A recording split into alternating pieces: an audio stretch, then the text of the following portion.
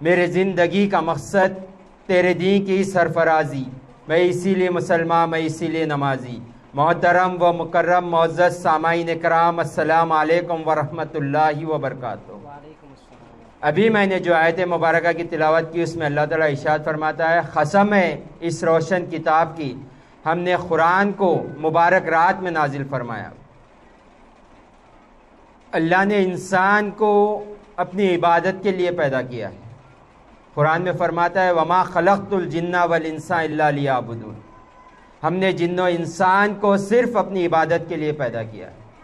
تو اللہ کے کچھ خوش قسمت بندے ایسے ہیں جو اللہ کی رات بھر عبادت کرتے ہیں، اللہ کو راضی کرنے کے لیے اپنی کمرے بستر سے جدا رکھتے ہیں۔ تو ہر کسی کے یہ بس کی بات نہیں ہے کہ وہ اللہ کو راضی کرنے کے لیے ہر روز جاگے، ہر روز اس کی عبادت کرے۔ تو اللہ نے نبی کریم صلی اللہ علیہ وآلہ وسلم کے امت پر بڑے احسان عظیم کیا، اس میں سے چند راتیں ایسے عطا کی ہے یہ امت کو، جس میں اگر بندہ عبادت کر لے تو 1000 مہینوں سے افضل ہے۔ تو انہی برکت والی راتوں میں شب برات آتی ہے،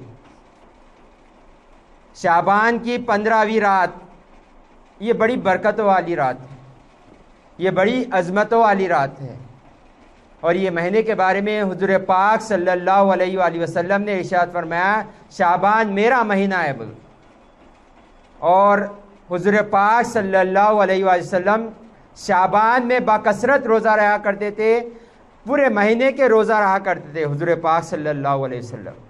تو ہم دیکھتے ہیں جب تو اللہ تعالیٰ نے اس شب برات کی فضیلت میں ہمیں کئی ایسے فضیلتیں عطا فرمائی ہے جو شب برات سے ہمیں عطا ہوئی ہے۔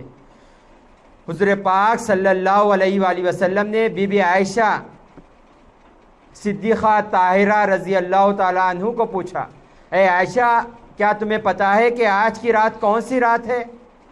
تو بی بی عائشہ کہنے لگی اللہ اور رسول بہتر جانتے۔ تو بی بی عائشہ صدیقہ طاہرہ رضی اللہ تعالیٰ عنہ کو حضور پاک صلی اللہ علیہ وسلم نے ارشاد فرمایا یہ شعبان کی 15ویں شب ہے۔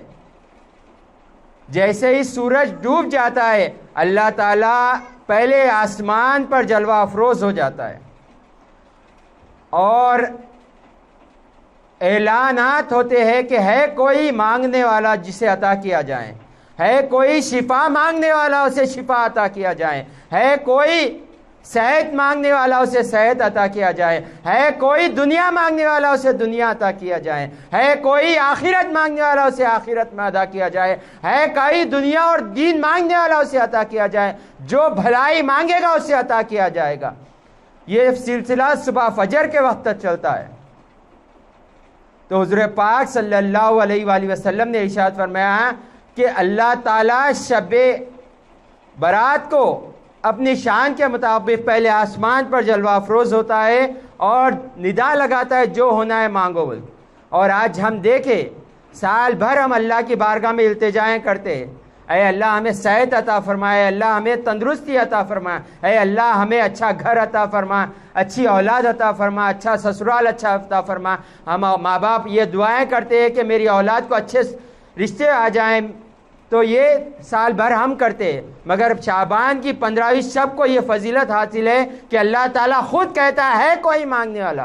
تو ہمیں چاہیے کہ اس رات غفلت سے باز آئیں اور ہم اس رات کو غفلت میں نہ گزارے، جتنا ہو سکا اللہ کی بارگاہ میں عبادت کرے، جتنا ہو سکا کثرت سے ذکر کرے، جتنا ہو سکا نبی کریم صلی اللہ علیہ وسلم پر درود و سلام پڑھے، جتنا ہو سکا ہم ذکر میں رات کو گزارے۔ یہ ہوتا ہے کہ ہم کئی غفلت میں سو جاتے ہیں، کئی ایسا ہوتا ہے کہ بچے روڈوں پر گاڑیاں لے کر پھرتے ہیں۔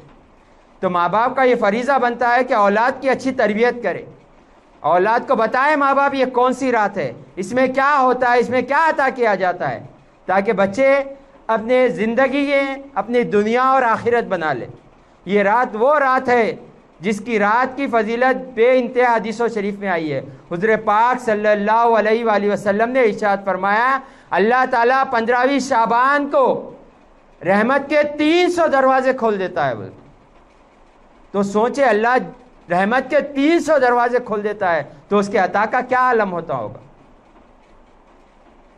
حضور پاک صلی اللہ علیہ وآلہ وسلم نے ارشاد فرمایا اللہ تعالیٰ 15ویں شعبان کو بنو کلب کے بکریوں کے بالوں کے مانند اللہ تعالیٰ جہنم سے لوگوں کو نجات عطا کرتا ہے، ان کی مغفرت عطا فرمایا، ان کو نجات عطا کرتا ہے۔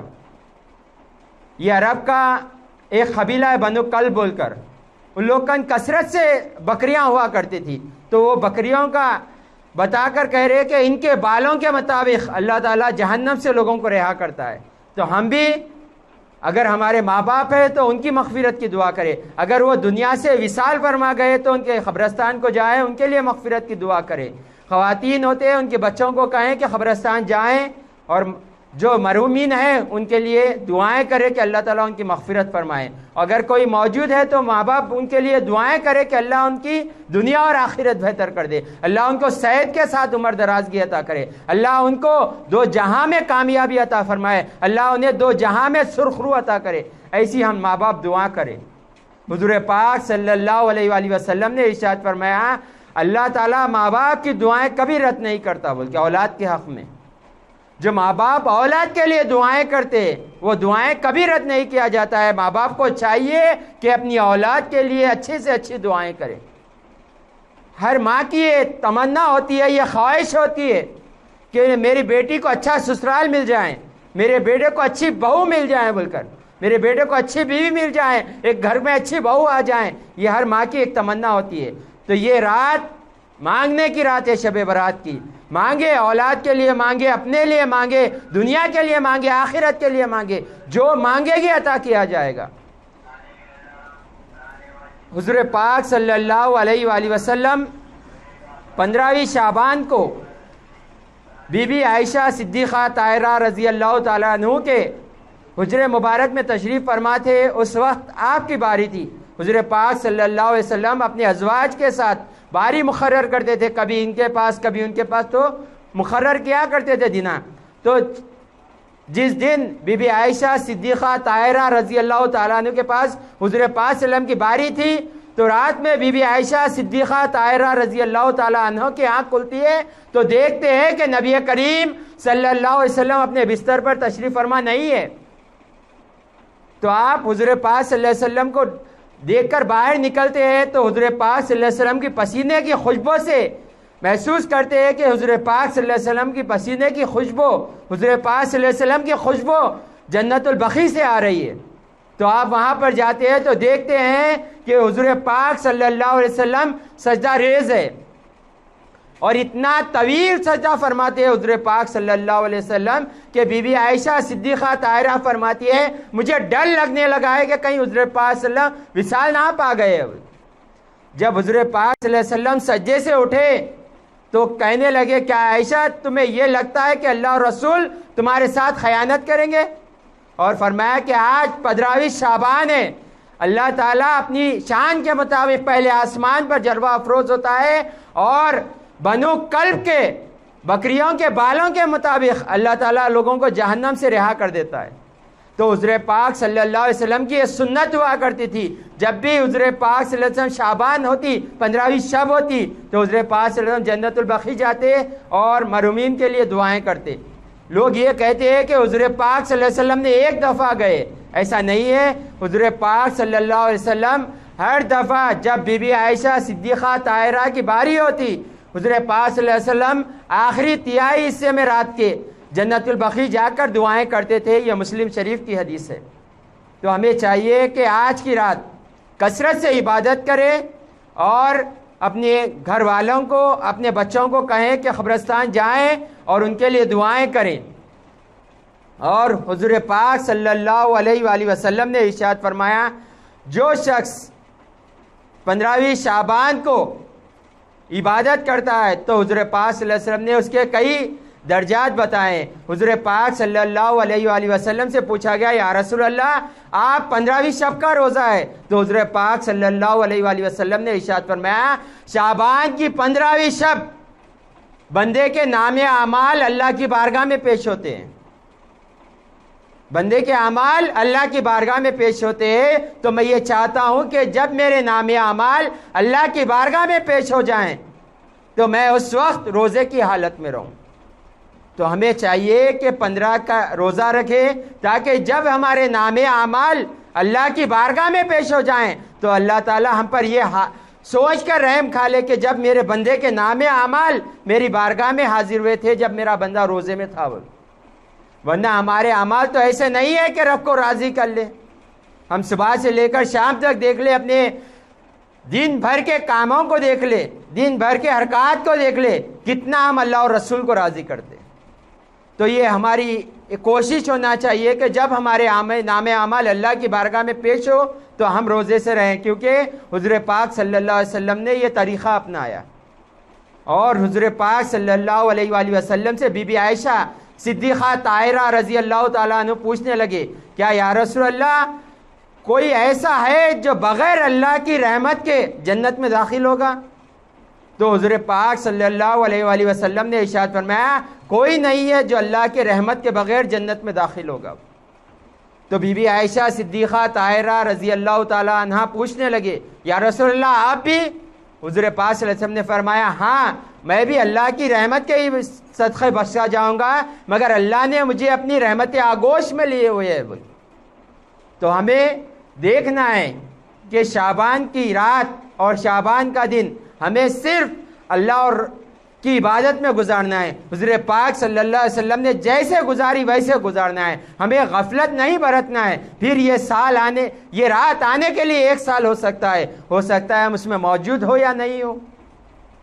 اللہ نے یہ رات عطا فرمائی ہے، اس کی قدر کرے۔ حضور پاک صلی اللہ علیہ وآلہ وسلم کے پاس مولا کائنات حضرت علی رضی اللہ تعالیٰ عنہ پہنچے۔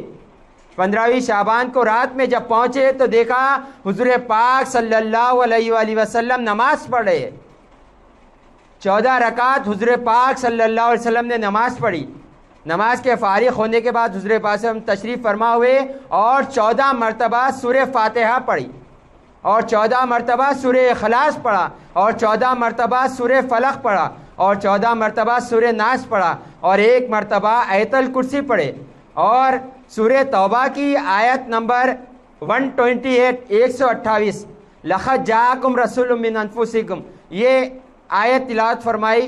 جب فارغ ہوئے تو مولا کائنات حضرت علی رضی اللہ تعالیٰ عنہ پوچھنے لگے، یا رسول اللہ جو ابھی آپ نے عمل کیا اس کے مطابق کیا کہنا ہے؟ تو حضور پاک صلی اللہ علیہ وسلم نے ارشاد فرمایا، ابھی میں نے جیسے نماز پڑھی، جو تلاوت کی، اگر کوئی ایسے ہی تلاوت کر لے تو اللہ تعالیٰ اسے 20 سال کے مقبول حج کا ثواب عطا فرمائے گا اور 20 سال مقبول روزوں کا ثواب عطا فرمائے گا۔ تو یہ فضیلت ہے۔ اور حضور پاک صلی اللہ علیہ وآلہ وسلم نے ارشاد فرمایا، اگر کوئی 15ویں شعبان کا روزہ رکھتا ہے تو اللہ تعالیٰ اسے 2 سال کے روزے رکھنے کا ثواب عطا فرمائے۔ تو ہمیں اس دن کو، اس رات کو ہمیں قدر کے ساتھ گزارنا ہے، ہمیں فکر کے ساتھ گزارنا ہے، ہمیں ایک لمحہ ضائع نہیں کرنا ہے۔ اس رات میں جہاں اللہ کی رحمتیں بے شمار ہوتی ہے، جنت کے دروازے کھول دیے جاتے ہیں، 300 رحمت کے دروازے کھول دیے جاتے ہیں، جو مانگے وہ عطا کیا جائے گا۔ حضور پاک صلی اللہ علیہ وسلم نے ارشاد فرمایا، اس میں بھی کچھ بد نصیب ایسے جن کی مغفرت نہیں ہوتی، اور حضور پاک صلی اللہ علیہ وسلم نے ان کی شناخت بھی ہمیں دے دی۔ حضور پاک صلی اللہ علیہ وسلم نے فرمایا، اس رات بھی چند لوگوں کی مغفرت نہیں ہوتی۔ حضور پاک صلی اللہ علیہ وسلم نے اس میں ان لوگوں میں ایک ماں باپ کا نافرمان، ایک شراب کا عادی، ایک بدکار، ایک سود خور، ایک اللہ کی ذات کے ساتھ کسی کو شریک ٹھہرانے والا، اللہ تعالیٰ ان کی بھی مغفرت نہیں فرماتا۔ اگر ہو سکتا ہے اگر ایمان لا لے، توبہ کر لے اللہ کی بارگاہ میں، تو اللہ تعالیٰ ان کی مغفرت عطا فرما دے گا۔ تو ہمیں فکر کرنا چاہیے کہ اتنی متبرک رات، اتنا متبرک دن عطا ہونے کے بعد ان کی مغفرت نہیں ہوتی ہے، تو ہمیں دیکھنا ہے کہیں ہمارے ماں باپ ہم سے ناراض تو نہیں ہے۔ اگر ماں باپ ناراض ہو گئے تو ہمارا کیا بنے گا؟ اتنی بڑی رات سے ہم محروم ہو جائیں گے۔ اگر ماں باپ ناراض ہے، اگر کچھ ایسی ہم سے غلطی ہو گئی جس کی وجہ سے ماں باپ ناراض ہے، پہلا کام یہ کرے کہ ماں باپ کو راضی کرے، ماں باپ کو جائیں پکڑے اور ان کو راضی کریں۔ 2 منٹ نہیں لگتا ماں باپ کو راضی ہونے میں۔ ماں باپ کے قدم پکڑ لے اور 2 آنسو آنکھ سے نکال لے، ان کا دل پگھل جائے گا، وہ آپ کو معاف فرما دیں گے۔ اگر بدکاری کی عادت ہے تو اللہ کی بارگاہ میں سچی توبہ کرے، اللہ معاف فرما دے گا۔ حضور پاک صلی اللہ علیہ وآلہ وسلم نے ارشاد فرمایا اگر کوئی میرا امتی گناہوں سے زمین و آسمان بھی بھر دے تو اگر وہ سچی دل سے توبہ کر دے اللہ تعالیٰ اس کے تمام گناہوں کو معاف فرما دے گا۔ یہ کون سی توبہ ہے؟ توبۃ النصوح، جس کے بارے میں حضور پاک صلی اللہ علیہ وسلم نے ارشاد فرمایا اس کے 3 شرائط ہے سچی توبہ کے۔ پہلا، بندہ ارادہ کرے میں گناہ سے رک جاؤں گا۔ دوسرا، نادم ہو جائے میں نے جو گناہ کیا وہ غلط کیا۔ تیسرا، پختہ وعدہ کرے کہ آئندہ گناہ نہیں کروں گا۔ جو یہ شرائط کے ساتھ توبہ کرتا ہے اس کی توبہ ایسی ہوتی ہے جس کے بارے میں حضور پاک صلی اللہ علیہ وسلم نے ارشاد فرمایا توبہ کرنے والا ایسا ہے جیسے اس نے توبہ کرنے والا ایسا ہے جیسے اس نے گناہ کیا ہی نہیں۔ اور ایک حدیث میں حضور پاک صلی اللہ علیہ وسلم نے ارشاد فرمایا توبہ کرنے والا، سچی توبہ کرنے والا ایسا ہے جیسے ابھی اس نے ماں کے پیٹ سے جنم لیا ہے۔ تو ہمیں سچی توبہ کرنا ہے، اللہ کی بارگاہ میں سچی توبہ کرنا ہے، اللہ کی بارگاہ میں سجدہ ریز ہونا ہے، اپنے گناہوں سے معافی مانگنا ہے۔ اللہ تعالیٰ بڑا رحم فرمانے والا، بڑا بخشنے والا ہے۔ تو ہمیں گناہوں سے توبہ کرنا ہے، سود کی عادت چھوڑنا ہے۔ ہمیں خواتین میں یہ عادت ہوتی ہے کہ وہ گھر والوں سے پوچھتے ہیں کہ تم مہینے میں کتنا کماتے ہو، سال میں کتنا کماتے ہو۔ وہیں ایک فکر یہ خواتین کو ہونا چاہیے، دین کی فکر، اپنے شوہر کی، اپنی اور آخرت کی فکر ہونا چاہیے کہ شوہر سے یہ بھی پوچھے جو تم کماتے ہو وہ حلال ہے یا حرام ہے۔ تم کہیں کاروبار ایسا تو نہیں کرتے جس کی حرام کی کمائی آ رہی ہے، کہیں تم سود کا کاروبار تو نہیں کرتے۔ یہ معلوم کرنا چاہیے خواتین کو اور انہیں فکر دلانی چاہیے، جس کے بارے میں حضور پاک صلی اللہ علیہ وسلم نے ارشاد فرمایا اگر کوئی ایک حرام کا لقمہ پیٹ میں ڈال لیتا ہے تو اللہ تعالیٰ اس کی 40 دن تک عبادت قبول نہیں کرتا۔ تو خواتین کو یہ فکر ہونا چاہیے، اپنے گھر والوں کو بھی، اپنی اولاد کو بھی یہ تاکید کرنا چاہیے۔ پہلے کے جو خواتین ہوتے تھے جب گھر سے شوہر نکلتے تو یہ کہتے تھے تم حلال کما کر لے کے آؤ، اگر وقت میں تھوڑا ملے پرواہ نہیں ہے مگر حرام نہ لاؤ، ہم اپنے پیٹوں میں جہنم کی آنکھ بڑھنا نہیں چاہتے۔ حضور پاک صلی اللہ علیہ وآلہ وسلم نے ارشاد فرمایا جو حرام کا لقمہ پیٹ میں ڈالتا ہے وہ اپنے پیٹ میں جہنم کی آنکھ ڈال رہا ہے۔ ہمیں فکر کرنا چاہیے، اگر گھر کے لیڈیز سدھر جائیں، دین پر عمل کر لے تو گھر کا ماحول بدلتا ہوا نظر آئے گا۔ اگر ماں بدل جائے تو اولاد بدلتے ہوئے نظر آئے گی، اگر بیوی بدل جائے تو شوہر بدلتا ہوا نظر آ جائے گی، اگر بہن بدل جائے تو بھائی بدلتا ہوا نظر آئے گا۔ تو ہمیں یہ فکر ہونا چاہیے، خواتین کو بالخصوص یہ فکر ہونا چاہیے کہ ہم اپنی بھی دنیا اچھی کریں گے، اپنی اولاد کی، اپنے گھر والوں کی بھی دنیا اچھی کریں گے۔ خواتین، ماں باپ بڑا حصہ رکھتے ہیں اولاد کی تربیت میں، تو وہیں فکر کریں، وہیں غور کریں کہ ہماری اولاد کی دنیا اور آخرت کیسے بڑھے۔ اور ماں باپ یہ بڑی عظیم نعمت ہے، یہ بڑی اللہ کی شان و عظمت والے، اللہ تعالیٰ کی سب سے بڑی نعمتوں میں بڑی نعمت ہے۔ تو ماں باپ کو چاہیے کہ 15ویں شعبان کو اپنی اولاد کے لیے اچھی دعائیں کریں۔ اور آج